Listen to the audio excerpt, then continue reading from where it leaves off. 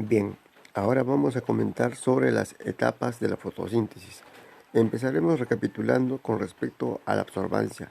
Indicamos de que un pigmento es aquella sustancia, aquel compuesto que absorbe parte o la totalidad del espectro luminoso. Acá en esta foto tenemos, por ejemplo, nosotros de que este mismo colorante, que es en este caso el compuesto químico, el KMnO4, que es el permanganato de potasio, acá está menos concentrado y acá está más concentrado. Por tanto, acá se ve más oscuro, ¿cierto? Acá se ve más oscuro en esta parte, acá se ve más oscuro y acá se nota más claro porque está más diluido, menos concentrado. ¿Qué podemos deducir de esto? Que a mayor absorbancia se tiene una evidencia de que hay mayor concentración del componente. Igualmente, cuando hay una menor concentración, hay una menor absorbancia. Esto es muy importante. Entonces, hay una ley que es la ley de Lamberberg, que nos indica de que la absorbancia de un compuesto está en relación directa a su concentración. Mientras más concentrado, en este caso está la sustancia, su absorbancia es mayor, y esto indica, sirve para precisamente determinar la concentración. Igualmente, si hay una absorbancia menor, esto nos indicaría que hay también una menor concentración de esta sustancia. Claro que esto se aplica para soluciones acuosas. Ahora vamos a continuar indicando con respecto a precisamente las absorbancias con respecto a los pigmentos fotosintéticos. Entonces vamos a borrar primero, borramos esto y vamos a poner esta imagen en la que vamos a tener precisamente nosotros las absorbancias ya de los pigmentos fotosintéticos, ¿cierto? Hemos indicado nosotros de que acá tenemos, por ejemplo, acá tenemos ya nosotros, hemos indicado que el espectro visible es desde los 400 a los 700 nanómetros, ¿cierto? Este es el espectro visible, ¿no? Y hemos indicado también que la absorbancia o la absorción depende de la concentración. Y acá estamos notando nosotros de que la clorofila A, ¿no?, tiene una absorbancia en el rango de 600 a 700 nanómetros, es decir, mayor longitud de onda y por tanto menor energía en relación a la clorofila B. La clorofila B, y acá tenemos la clorofila A, ¿cierto? La clorofila B absorbe en el rango de 400 a 500 nanómetros, es decir, la clorofila B absorbe más energía, ¿no? Y por tanto, tenemos acá también la gráfica del espectro de acción de la fotosíntesis. Ustedes se estarán dando cuenta de que justo en el espectro verde que tenemos acá, ¿no?, la acción de la fotosíntesis es mínima, por tanto se refleja precisamente ese color que es el verde que observamos en las plantas. ¿Por qué? Porque es la franja del espectro que no se asimila, que no se incorpora. Bien, ahora vamos a ver qué pasa cuando un pigmento absorbe luz. ¿Qué mecanismo ocurre a ese nivel? Borramos entonces acá todo y ponemos ahora esta imagen en la que vamos a ver qué está ocurriendo cuando un pigmento absorbe luz. Acá lo tenemos. Entonces, acá está. Cuando un pigmento absorbe luz, los electrones de las moléculas son lanzados a niveles energéticos superiores. ¿Por qué? Porque está ganando energía, ¿no? En la mayoría de los casos, los electrones vuelven a su estado inicial casi de inmediato. La energía desprendida cuando regresan al nivel energético puede pasarle tres cosas. Puede emitirse de nuevo en una longitud de onda superior, ¿no?, fenómeno que se conoce con el nombre de fluorescencia, que lo tenemos acá.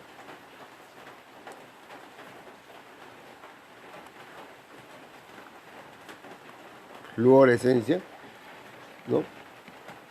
Puede disiparse en forma de calor, que se llamaría conversión interna, acá lo tenemos. O puede ser absorbida por una molécula vecina,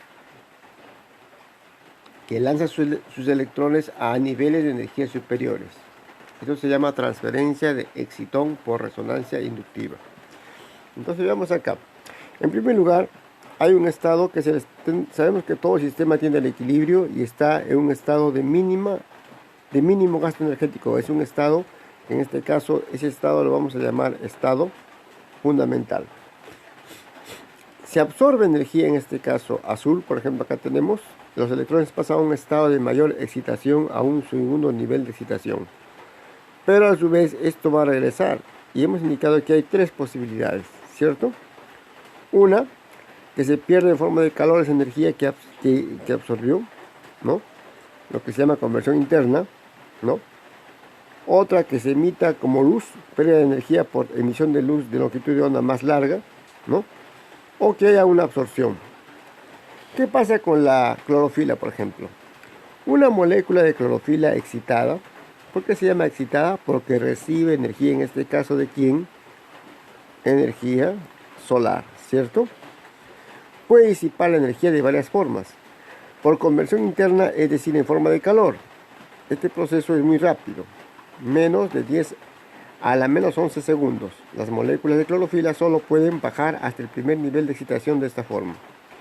El segundo camino que puede pasarle a esta energía es que se puede emitir, como indicamos, por fluorescencia, que dura aproximadamente 10 a la menos 8 segundos y se emite un fotón de una longitud de onda mayor. En condiciones naturales, este sistema disipa entre un 3 y un 6% de la energía absorbida. No se olviden que termodinámicamente sabemos de que nunca hay un aprovechamiento al 100% en ningún proceso y en ningún sistema, tanto de la materia como de la energía. El otro camino es entonces por transferencias de excitón, resonancia inductiva. La energía pasa de una molécula a otra a través de interacciones entre moléculas cercanas, modelo de péndulo, o sea, por fotooxidación. Una molécula donadora fotoexcitada, es decir, que recibió en este caso energía solar, se oxida. Si estamos hablando de se oxida, estamos hablando de que se pierde un electrón, ¿no? Se oxida transfiriendo un electrón a una molécula aceptora que se reduce. El electrón transferido está unido más débilmente a la molécula donadora en el nivel excitado que es el fundamental. Con todo esto, ¿qué queremos mencionar nosotros? De que hay una transferencia de electrones. Por tanto, va a ocurrir una cadena transportadora de electrones. ¿Y este electrón por qué se está transfiriendo? Porque ha recibido básicamente la molécula de clorofila energía proveniente del Sol, ¿cierto? Entonces, ya vayamos asociando que la energía proveniente del Sol va a originar un estado excitado de la molécula de clorofila y consecuentemente una transmisión de electrones a través de una cadena de transporte de electrones. Veamos ahora qué pasa con las estructuras fundamentales de la fotosíntesis. Borramos todo esto y vamos a ver nosotros justo los cloroplastos. Acá tenemos entonces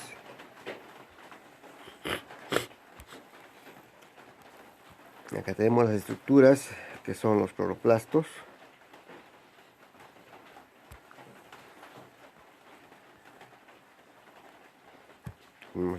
Este cloroplasto, vamos a ver algo más, otra imagen.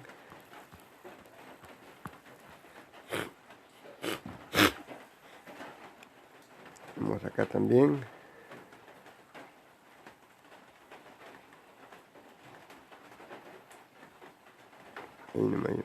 Listo. Y tenemos también esta imagen. Acá está. A ver, veamos. Acá lo tenemos. Entonces, ahí está. Acá tenemos las estructuras fundamentales que van a llevar a cabo la fotosíntesis en lo que concierne a la captación de energía solar, ¿cierto? Entonces acá tenemos los cloroplastos, nosotros, ¿no? Los cloroplastos son un sistema de endomembranas en el cual hay estructuras diferenciadas. Tenemos un apilamiento de membrana, tiene una membrana, los cloroplastos tienen una membrana interna y una membrana externa. Una membrana externa, ¿no? También tienen un sistema de membranas internas que se van a asociar formando granas. Pero ¿quiénes se van a asociar formando granas? Esas láminas que son precisamente llamadas lamelas, láminas de membranas, ¿no? Que se van a apilar formando lo que sería un paquete o un grana.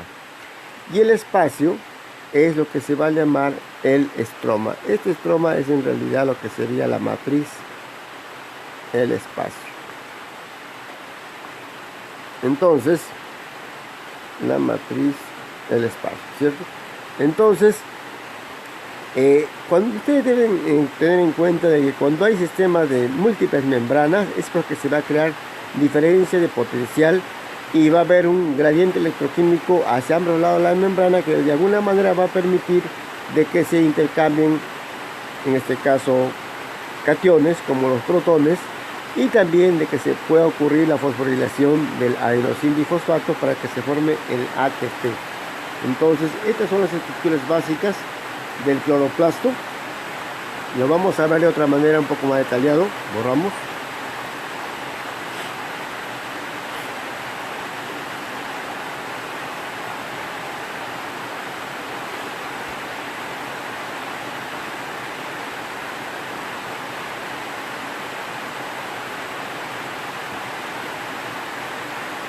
Tenemos esto. Y la otra imagen, a ver, vamos a buscarla. Vamos a ver la otra imagen, a ver si lo encontramos. Acá está. Entonces, este ya es un esquema. Entonces, tenemos la fotografía de microscopía electrónica como también un esquema, ¿cierto? Entonces, hemos indicado que hay el cloroplasto es un sistema de endomembranas, o sea, membranas internas, donde empezamos primero desde afuera hacia adentro, ¿no? Hay una membrana externa en el cloroplasto, ¿no? Luego le sigue una membrana interna, ¿no? Hay apilamiento de otro sistema de membranas, que son las llamadas membranas tilacoides, ¿no? Y que van a formar como paquete los grana. Este es el paquete de membranas tilacoides denominado grana, y la parte interna de o la matriz es el estroma. Entonces hay dos compartimientos: por un lado el estroma, que es el espacio o la matriz, y por otro lado el apilamiento de membranas llamadas tilacoides, que son precisamente los grana, ¿no? Entonces ahora vamos a ver ya las etapas de la fotosíntesis. Ahora sí ya pasamos estrictamente a ver las etapas de la fotosíntesis. Borramos esto. Borramos todo esto. Y vamos a tomar en cuenta nosotros un esquema. Acá tenemos. En este esquema tenemos nosotros de que básicamente, como nos enseñaron desde épocas anteriores en nuestro proceso de enseñanza-aprendizaje, sabemos de que en la fotosíntesis ocurren dos fases, ¿cierto? La fase luminosa y la fase oscura. Sabemos que en la fase luminosa se absorbe la energía solar, ¿no? Y hay conversión de energía lumínica en energía química. ¿Esto a través de qué? A través de formación de enlaces químicos, ¿cierto? Y en la fase oscura es la conversión de carbono inorgánico, el CO2, ¿no? En estado gaseoso, a moléculas orgánicas, ¿cierto? Pero si quisiéramos ser estrictamente hablando, diríamos que acá, desde el punto de vista de compuestos orgánicos, acá ocurre estrictamente la fotosíntesis.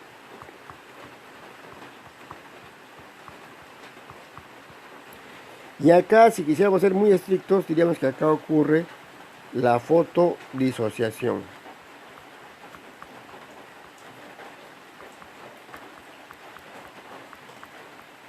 Entonces, Estrictamente hablando, la fotosíntesis comprende fase luminosa y fase oscura, pero si lo detallamos más todavía, la fotosíntesis en el sentido de formación de compuestos orgánicos corresponde a la fase oscura, en tanto que en la fase luminosa ocurre la fotodisociación. Ahora veamos, ¿fotodisociación de qué? Bueno, va a ser la fotodisociación básicamente de este compuesto. Fotodisociación del agua. Veamos ahora otro gráfico para poder entender un poco más esto que estamos comentando ahora. Borramos y ponemos ahora esta imagen. Acá la tenemos.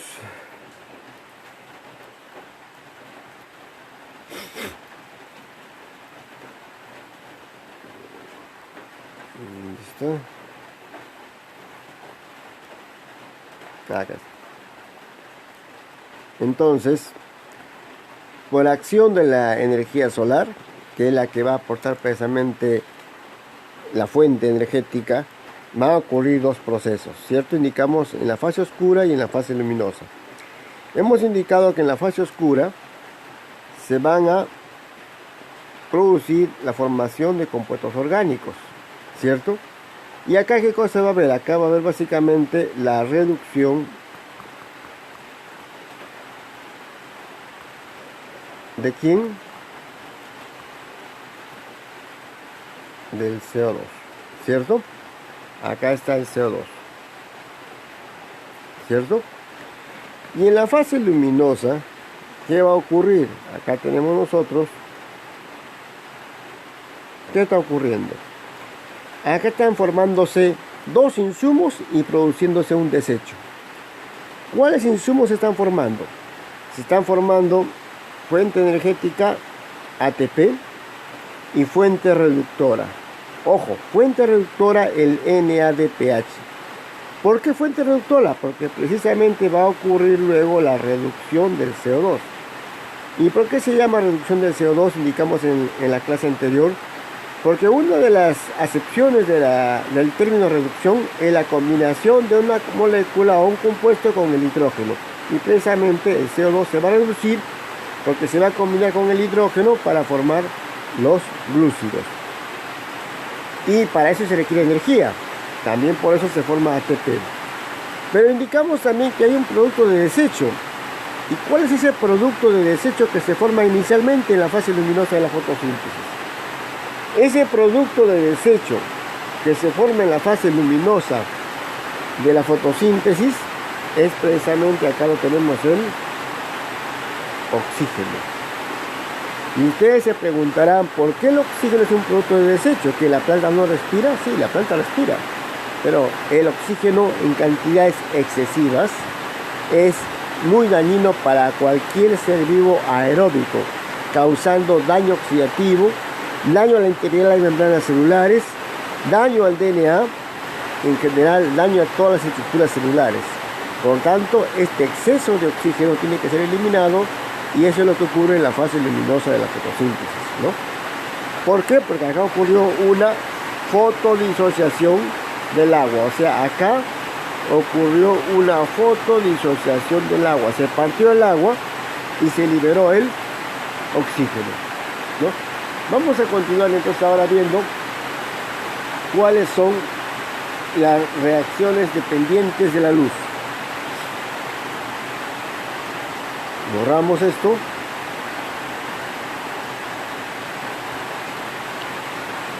Y tenemos que la siguiente gráfica, a ver, acá está.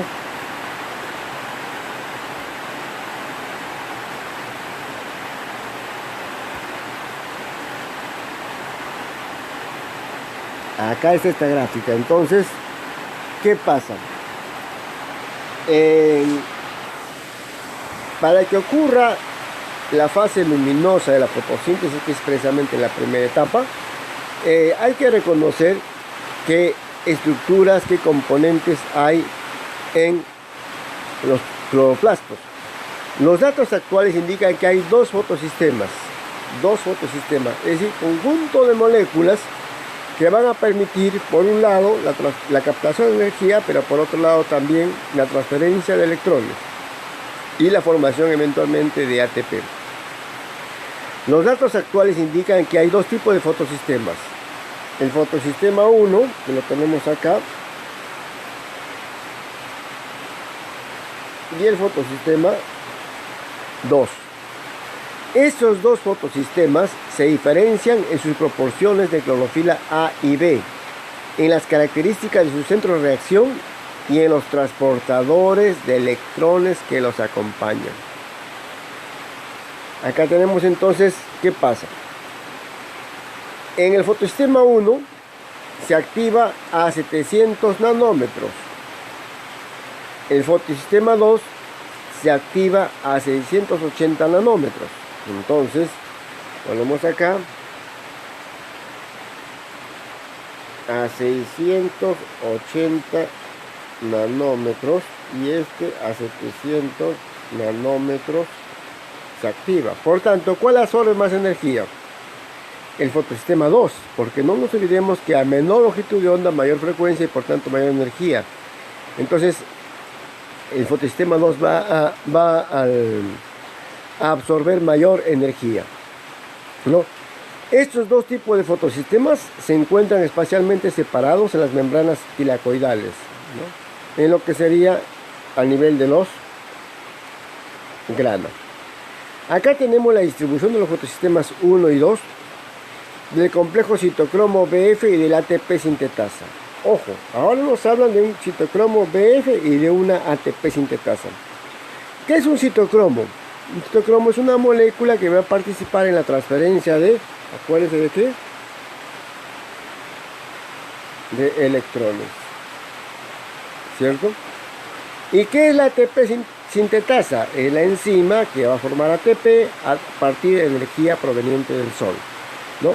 Entonces acá tenemos nosotros las estructuras donde podemos observar de que a nivel de los grana está básicamente ¿quién?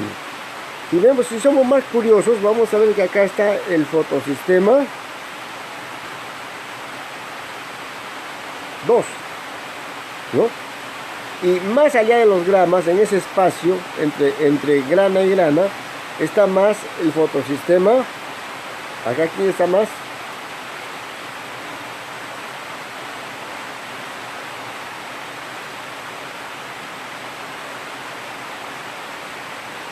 El fotosistema 1, ¿no? Ahora vamos a ponerlo más claro. Ya. Acá está más distribuido el fotosistema 1. Entonces, ¿a qué nivel se va a absorber la energía? A nivel del fotosistema 2 inicialmente, ¿cierto? Entonces por acá va a empezar y veamos qué mecanismos ocurren entonces. Borramos esto. Borramos todo esto. Entonces, ¿qué pasa ahora? Vamos a ver entonces qué ocurre cuando se absorbe la energía solar. Ponemos entonces la siguiente imagen. Acá tenemos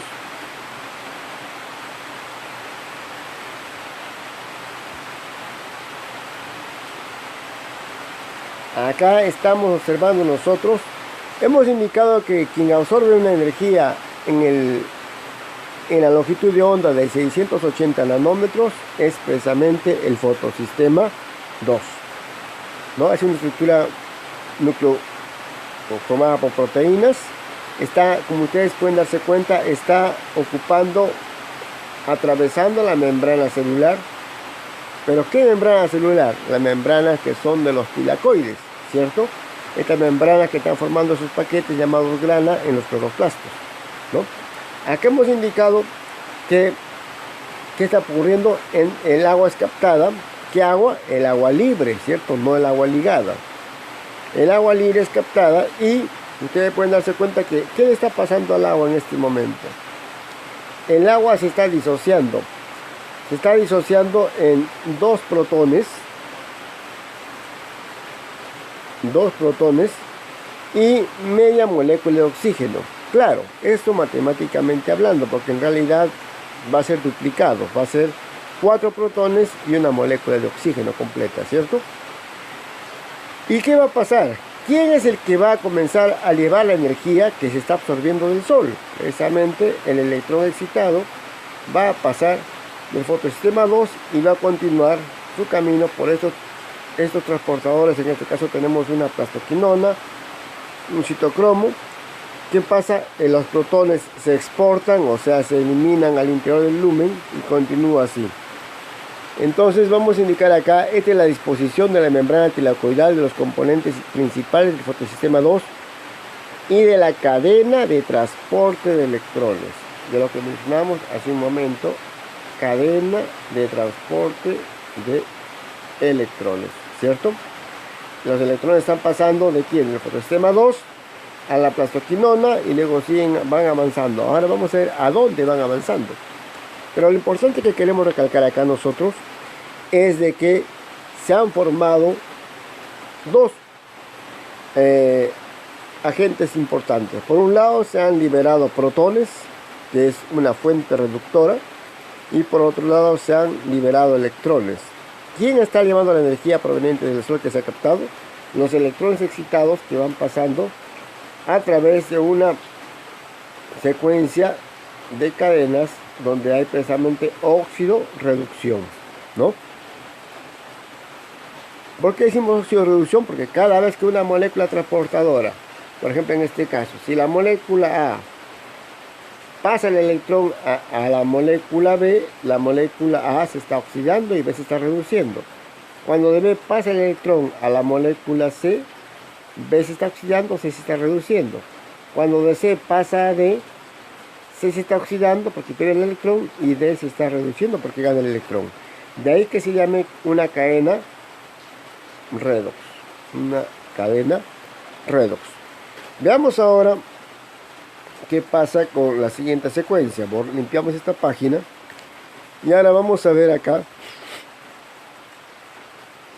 la siguiente imagen. Tenemos acá nosotros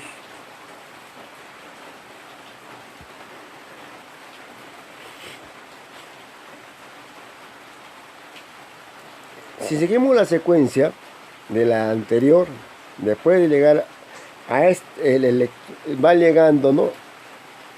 El electrón está llegando, vamos a continuar acá, ahí está, ¿no? Ahí está la flecha, ven ustedes, ¿no? Y sigue la secuencia transportadora de electrones. Hay otras enzimas que participan, pero ahora está pasando a otro componente que ya está denominado precisamente el fotosistema 1, ¿cierto? El fotosistema 1, ¿qué pasa? Como ya se liberó protones por la disociación o por la fotólisis o ruptura de la molécula de agua, esos protones van a servir junto con el NADP en estado oxidado para formar el NADPH, que es la molécula también que tiene capacidad reductora, ¿no? Más protones, pero además esos protones que también se han formado, acuérdense, se han liberado externamente, esos protones van a servir para que se forme, ¿qué cosa? Para que se forme la molécula energética que es el ATP. Entonces, a este nivel ya se está formando el adenosin trifosfato. En la transferencia, en la imagen anterior, se estaban liberando los protones y también se estaba liberando el oxígeno, ¿cierto? Vamos a juntarlo rápidamente estas dos secuencias para que se pueda entender un poco mejor. Borramos. Y ahora ponemos nosotros la siguiente gráfica. Acá lo tenemos.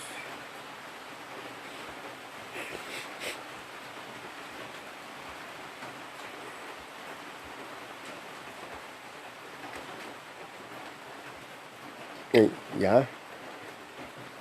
Y luego tenemos la otra gráfica, que es precisamente esta de acá, ¿no? Ahí está, ¿cierto? Bueno, ya más o menos ahí, ¿no? Entonces no se olviden, a nivel del fotosistema 2, ¿Qué está ocurriendo a este nivel? A este nivel está ocurriendo transferencia de electrones, ¿cierto? Liberación del oxígeno, ¿no? Y liberación de protones, ¿no? Que van a pasar acá a esta secuencia, donde los protones van a servir para que se forme, ¿qué cosa? Para que se forme el agente reductor, el NADPH, ¿no? También haya protones todavía disponibles, pero además se va a formar el ATP. Entonces, esto es lo que va a ocurrir a nivel del fotosistema 1, acá lo tenemos, y esto es lo que va a ocurrir a nivel del fotosistema 2, y esto es lo que va a ocurrir a nivel del fotosistema 1. Y a nivel del fotosistema 2 se libera el oxígeno, comienza la transferencia de electrones, se liberan protones. A nivel del fotosistema 1 se reduce el NADPH, es decir, gana hidrógenos. Siguen todavía disponibles protones, pero además se forma el ATP, porque se requiere para la fase oscura, precisamente, se requiere fuente energética. Veamos en secuencia ahora estos dos de una manera esquemática. Borramos. Y tenemos ahora la siguiente imagen.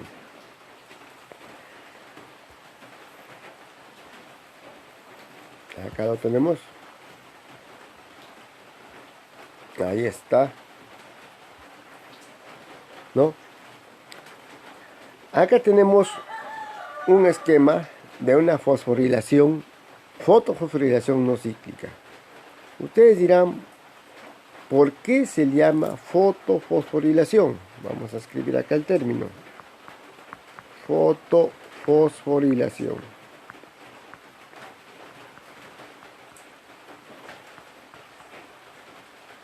¿No? Hemos indicado que la energía en este caso es captada a nivel de ¿qué? A nivel del fotosistema 2, ¿no? Acá está llegando la energía solar, el fotón. Llega a la clorofila, se origina un estado excitado en un electrón, el electrón comienza a transferirse, ¿no? Va pasando por una cadena de oxidación-reducción, es decir, una cadena transportadora de electrones, donde hay diferentes moléculas que van a estar pasando de un estado oxidado a un estado reducido, de un estado reducido a un estado oxidado, y así sucesivamente, hasta que ese electrón va a pasar ¿a dónde? Va a pasar al fotosistema 1, ¿no? Acá también el fotosistema 1 no está, pues digamos, ajeno a la captación de energía solar. También se recibe energía solar y ese electrón sigue pasando de la clorofila, ¿no? Va pasando otra vez a otros moléculas transportadoras de electrones, hasta que una enzima llamada precisamente la NADP reductasa. Acuérdense que, ¿por qué se va a llamar NADP reductasa? Porque va a reducir al NADP. El NADP es una molécula que va a ceder protones en otro momento, en la fase oscura. Entonces, el NADP más los protones libres van a formarse ahora el NADPH. Estos son, en realidad, los agentes reductores, los que van a proporcionar ¿qué cosa? Hidrógenos para que ocurra la reducción del CO2 en la fase oscura, ¿no? Pero ¿qué ha pasado en el transcurso? Acá estamos viendo ya el final, ¿cierto? En el transcurso no se olviden que a nivel de la cadena redox, ¿no? Se ha formado la molécula de ATP, porque se requiere energía para formar los compuestos orgánicos en la fase oscura. ¿Y qué se ha liberado a nivel al principio? Al principio hemos indicado que se ha liberado como un desecho el oxígeno y también como insumos a los protones. Ahora, ¿cómo se llama esta fosforilación? ¿Por qué se llama fotofosforilación? Porque se está fosforilando el ADP, el adenosín difosfato, se está combinando con el fosfato inorgánico para formar ATP por acción de la luz solar. ¿Aprovechando qué? Aprovechando la energía que proporciona esta cadena transportadora de electrones. Por tanto, hay un acoplamiento entre la formación del ATP con la cadena transportadora de electrones. Es decir, se aprovecha la energía que está trayendo el electrón para formar el ATP. Entonces, de ahí el nombre de fotofosforilación. Pero en particular, esta fotofosforilación es una fotofosforilación que le vamos a llamar no cíclica.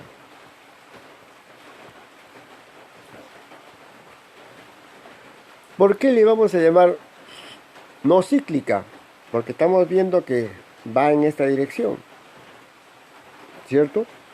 No está retornando el electrón al fotosistema 2, ¿no? Es abierta, empieza en el fotosistema 2 y termina en el fotosistema 1. No hay un retorno del electrón al fotosistema 2 para que se complete un ciclo.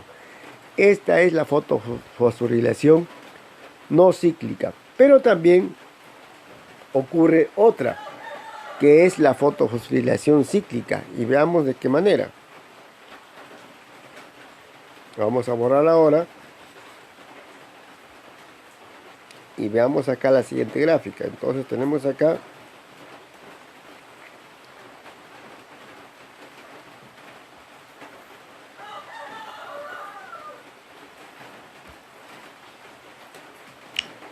tenemos la fotofosforilación cíclica, ¿no?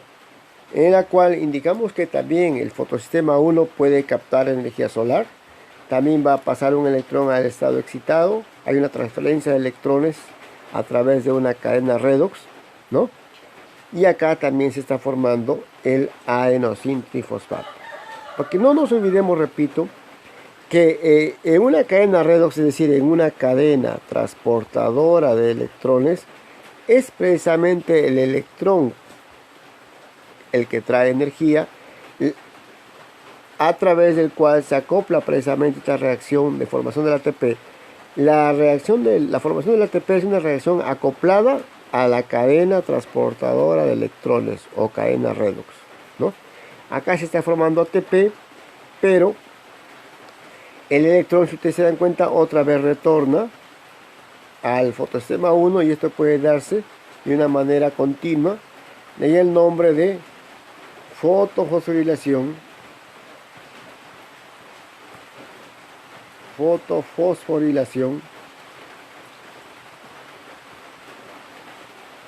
cíclica, ¿no? Porque es cerrada, ¿no?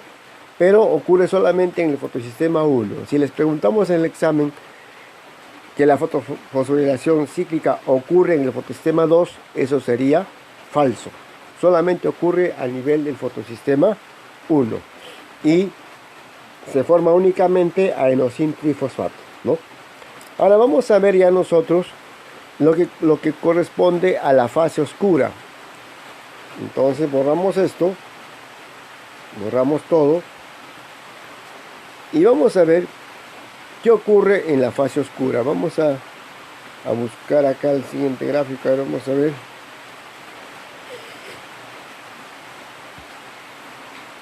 Vamos a ver.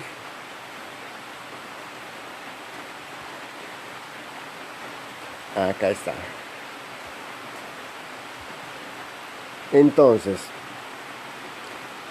acá tenemos nosotros la combinación de las dos fases de la fotosíntesis. Por un lado, indicamos de que el insumo básico es el agua, ¿no? Ingresa la energía solar. Hay reacciones activadas por la luz solar llamadas reacciones fotoquímicas que ocurren a nivel de las membranas tilacoidales de los cloroplastos, donde se libera como un desecho el oxígeno para evitar daño oxidativo a las membranas celulares y al DNA principalmente, ¿no? También ingresan como insumos en la fase luminosa el NADP. En este caso, acá lo pongo yo, oxidado, lo que está acá lo voy a poner acá, oxidado, el adenosín difosfato y el fosfato inorgánico. Estos tres también participan como insumos en la fase luminosa de la fotosíntesis. Pero ¿cómo regresan? Regresan ya como insumos para la fase oscura de la fotosíntesis. Acá tenemos nosotros entonces la fase luminosa y acá tenemos la fase oscura, ¿cierto? ¿Quiénes participan como insumos en la fase oscura? Van a participar el ATP, y ya indicamos que se formó por una reacción acoplada al transporte de electrones, y va a participar también el NADPH, que es la molécula ahora que va a ceder protones, por tanto tiene un efecto reductor.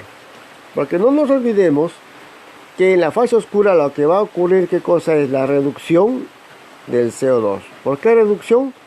Porque se va a combinar con el hidrógeno para formar los compuestos hidrocarbonados, que son precisamente los glúcidos, ¿no? Esto es básicamente lo que vamos a desarrollar a continuación. Entonces ponemos acá, borramos y ponemos la siguiente gráfica.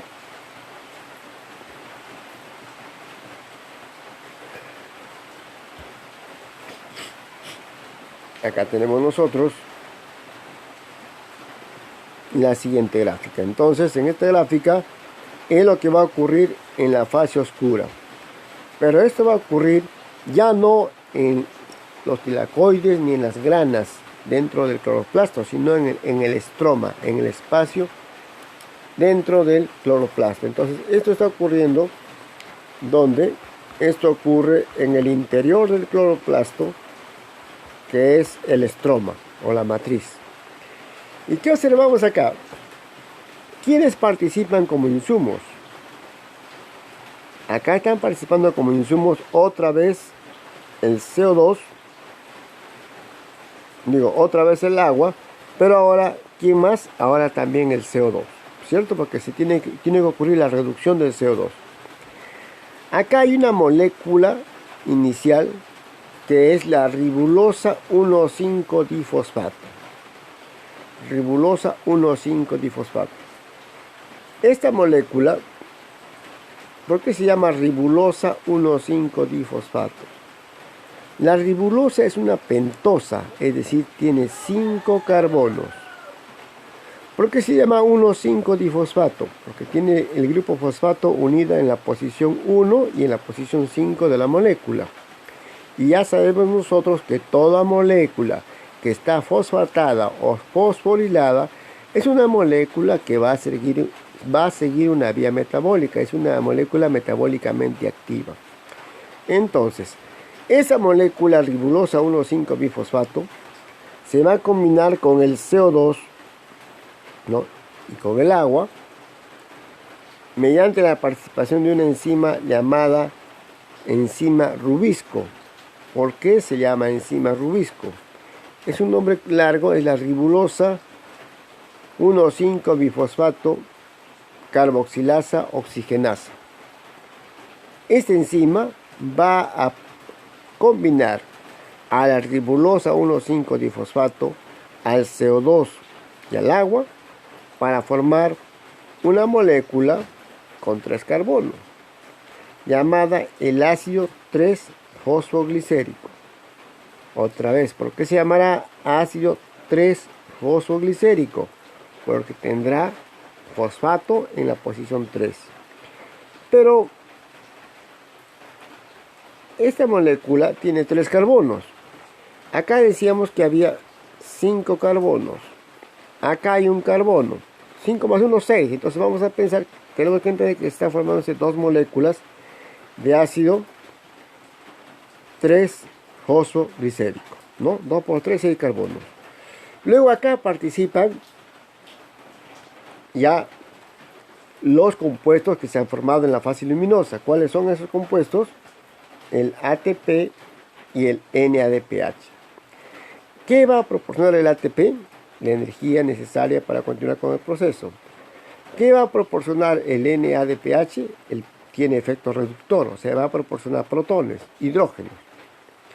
Entonces, una vez que interviene el ATP más el NADPH, se van a liberar el ADP más el PI, porque se está consumiendo energía, es decir, se ha hidrolizado el ATP, se libera el NADP, pero ahora oxidado, ya perdió protones, y se forma la molécula 3-fosfogliceraldehído.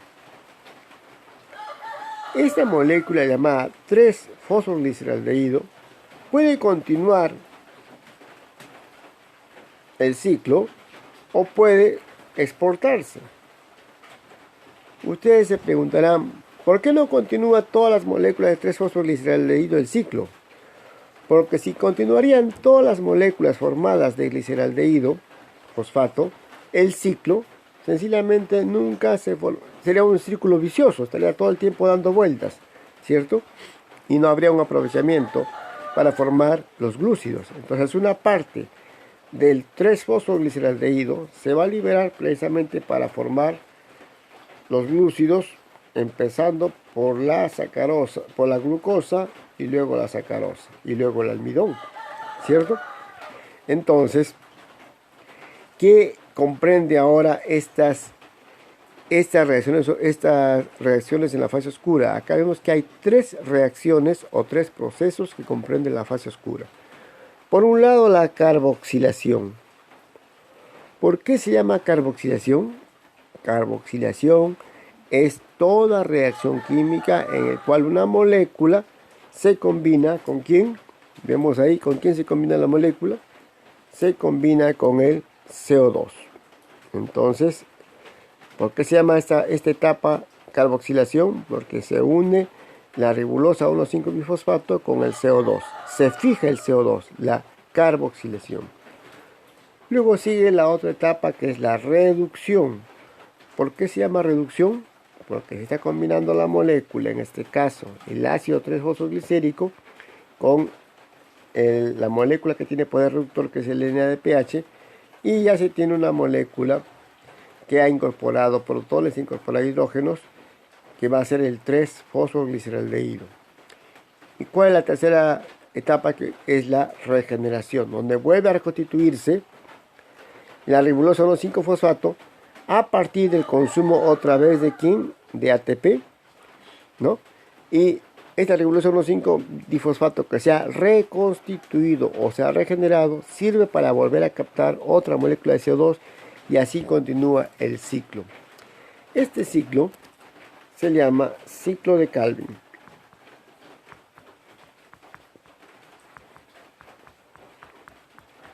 Esto se llama el ciclo de, vamos a borrar acá,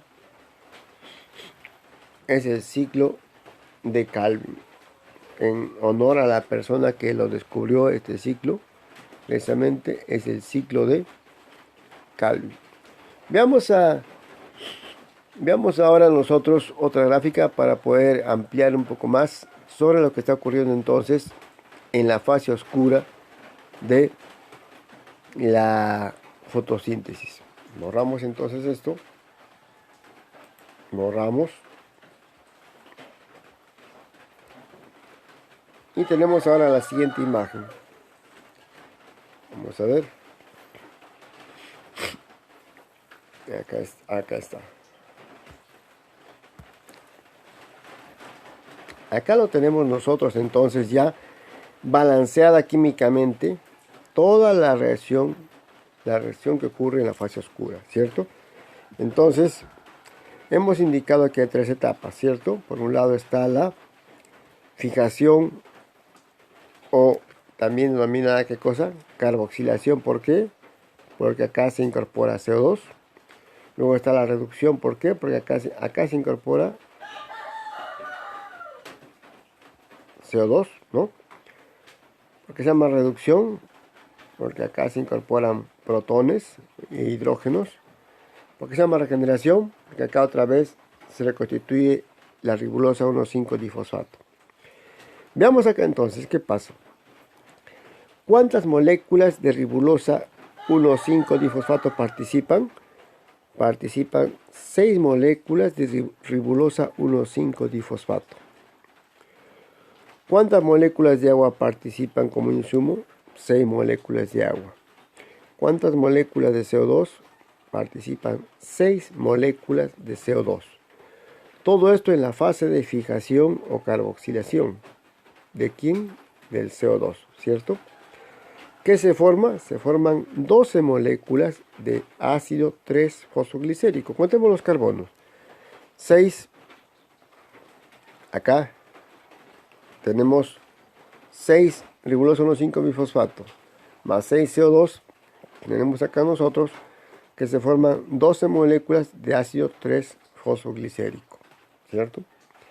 ¿Quién participa para proporcionar la energía suficiente para la siguiente etapa? El ATP. ¿Cuántas moléculas de ATP participan? 12 moléculas de ATP.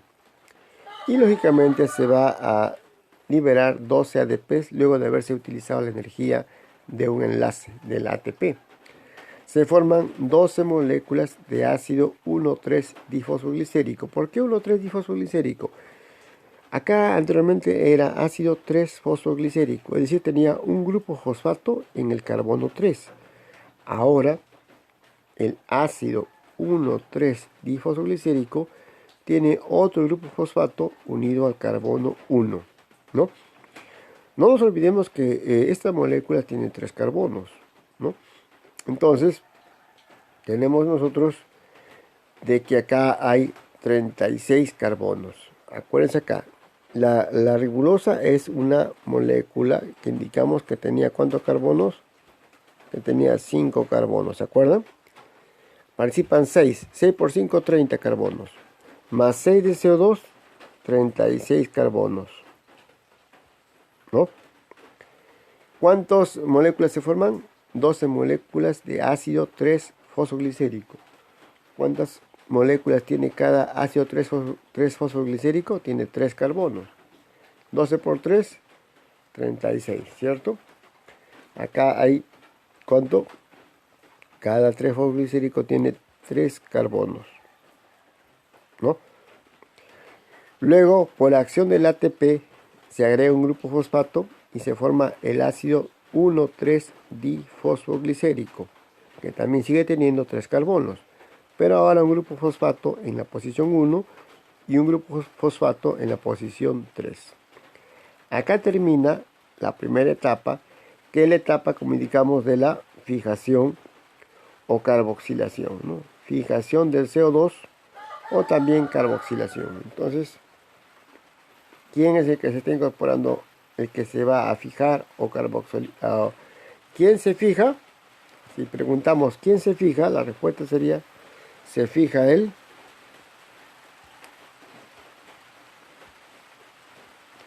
¿Y quién se carboxila? No se carboxila el CO2, se carboxila la ribulosa 1,5-difosfato. Esta es la que se carboxila, ¿cierto? Luego pasa a la segunda etapa, que es la reducción. En la reducción hay otro compuesto que se ha formado en la fase luminosa, que es el NADPH, que tiene poder reductor, porque falta combinar el CO2 con hidrógenos, ¿cierto? Entonces, en la etapa de reducción, ¿no?, participa 12 moléculas de NADPH y se liberan ahora en estado oxidado porque han perdido protones. Y esos protones o hidrogeniones se han incorporado al ácido 1,3-difosfoglicérico para formar ahora el gliceraldehído 3-fosfato. El gliceraldehído 3-fosfato ya es una triosa. Es una triosa. Y ahora vemos nosotros de que de esas triosas se han formado ¿cuántas moléculas de gliceraldehído 3-fosfato? Esta molécula, no nos olvidemos que ya es un glúcido. Ya es un glúcido, es una triosa. Pero claro, está fosfatada. ¿Por qué está fosfatada? Porque va a seguir una vía metabólica. Toda molécula que se fosfata o se fosforila sigue una vía metabólica. Entonces, este gliceraldehído 3-fosfato se ha formado 12 moléculas. Por cada carbono, por cada molécula hay 3 carbonos, por tanto hay 36 carbonos. De esas 12 moléculas de gliceraldehído 3-fosfato, como ustedes podrán ver acá, 10 moléculas, ¿cierto? Retornan para regenerar el ciclo.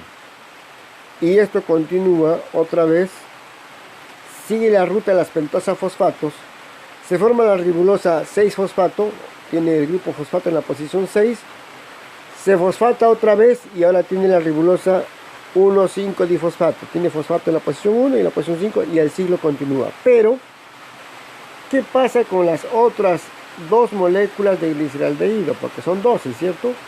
Las otras 2, como tenemos acá, van a progresar para formar ya la glucosa. Entonces acá tenemos nosotros en un resumen de que por cada 12 moléculas de gliceraldehído 3-fosfato, 10 regresan al ciclo y 2 salen del ciclo. Esas 2 que salen del ciclo van a servir para formar ya la glucosa, el almidón, la sacarosa, todos los glúcidos correspondientes, como ya tenemos conocidos que ocurren en nosotros a nivel de las plantas. Vamos a ver otro gráfico para ampliar eso también. Borramos acá, borramos todo y tenemos la siguiente imagen. Acá tenemos, acá está, acá está entonces lo que ocurre en el cloroplasto, pero ya a nivel de la fase oscura, ¿cierto? ¿Qué está pasando? Hemos indicado que en el cloroplasto a nivel de la matriz, porque ya estamos en la fase oscura ahora, ¿cierto? Es incorporado ¿quién? Es incorporado el CO2 a este ciclo de Calvin, donde se va a liberar un glúcido que es la triosa en forma fosfatada, ¿cierto? Esta triosa, sigue una reacción, se va a convertir en fructosa 1,6-difosfato, luego se defosforila, pierde fosfato y pasa a fructosa 6-fosfato, ¿no? Luego se isomeriza a glucosa 6-fosfato, ¿no?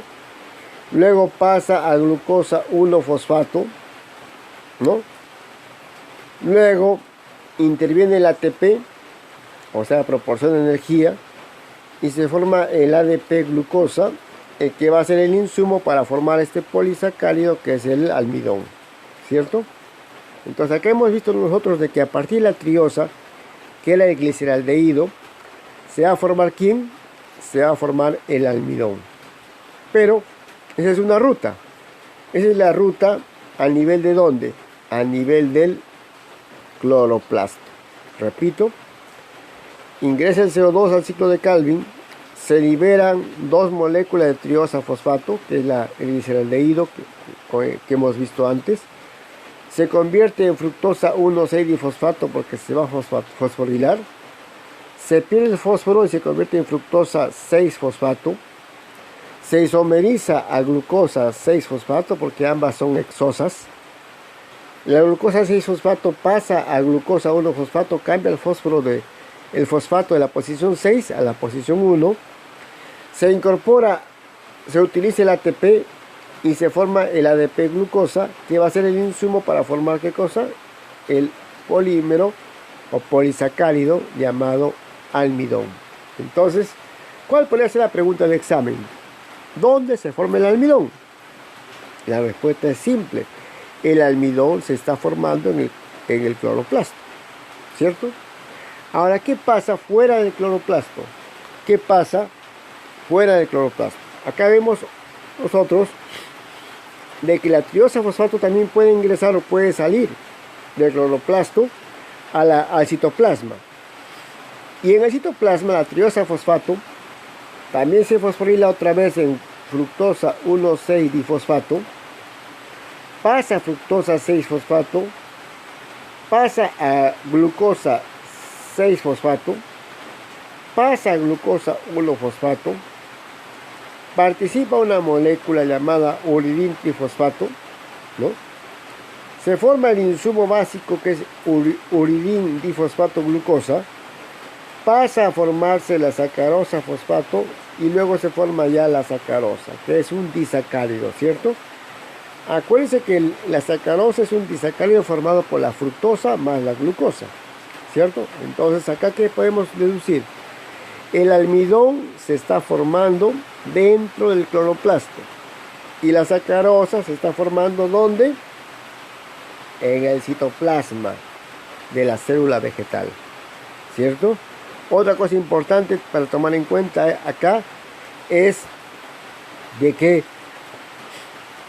el carbohidrato básico que se forma en la fotosíntesis no es la glucosa, no es la fructosa, no es la sacarosa, no es el almidón. El carbohidrato básico que se forma en la fotosíntesis es el gliceraldehído fosfato, que es una triosa, tiene 3 carbonos. Y de ahí empieza toda la secuencia de reacciones que acabamos de mencionar. Entonces, esta sería básicamente las reacciones en la fase oscura. Veremos si hay un gráfico más para entenderlo. Si ya terminamos, vamos a borrar esto. Vamos a ver si tenemos un gráfico más, un gráfico final. A ver, vamos a ver.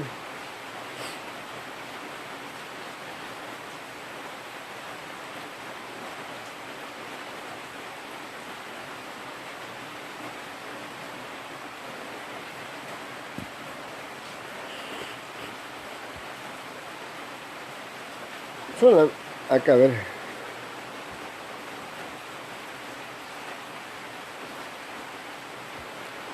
Solamente para indicar qué está pasando al comienzo, al inicio de quién, al inicio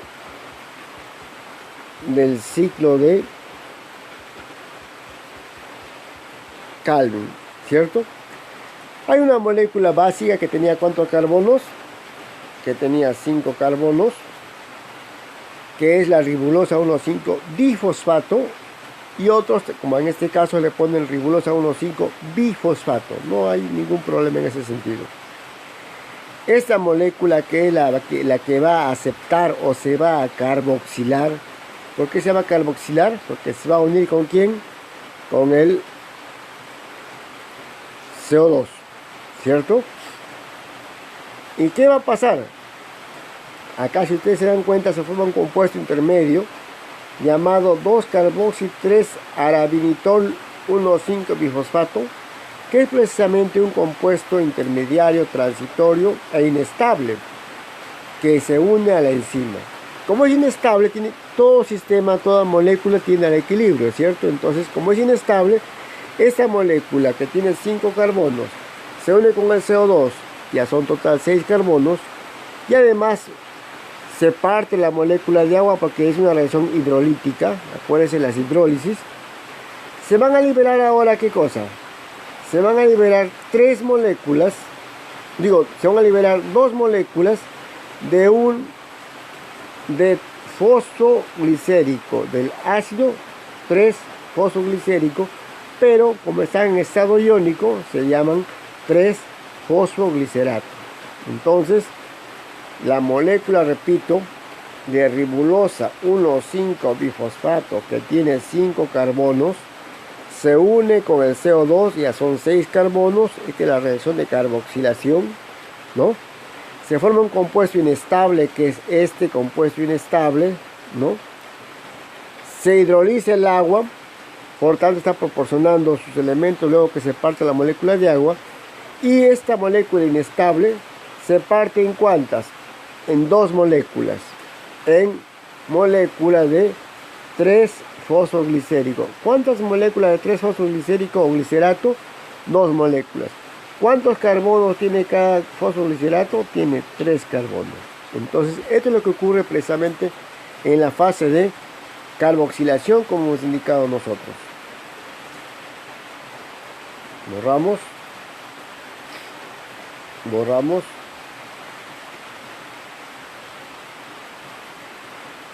Veamos, a ver si hay algo más. No. Entonces, eso es lo que queremos recalcar, de que hay tres que ocurren en la fotosíntesis. Vamos a ver acá un gráfico para entender, a ver, ampliar un poquito más, ya para terminar. Acá está, ¿cierto? Acá tenemos nosotros el esquema global de cómo ocurre la fase luminosa y la fase oscura. Si ustedes se dan cuenta, la fase luminosa, ¿dónde ocurre? Ocurre a nivel de las membranas tilacoidales, en los grana, donde participa ¿quién? Donde es captada la energía solar, ¿cierto? Acá también ingresa el agua y se elimina el desecho, que es el oxígeno, ya hemos indicado por qué, ¿no? Participan como insumos el NADP en estado oxidado, el ADP y el fosfato inorgánico, y se forman ATP y NADPH, que son los insumos que van a entrar al ciclo de Calvin, y se va a liberar, luego de fijarse el CO2, ¿no? Se va a liberar, ¿quién?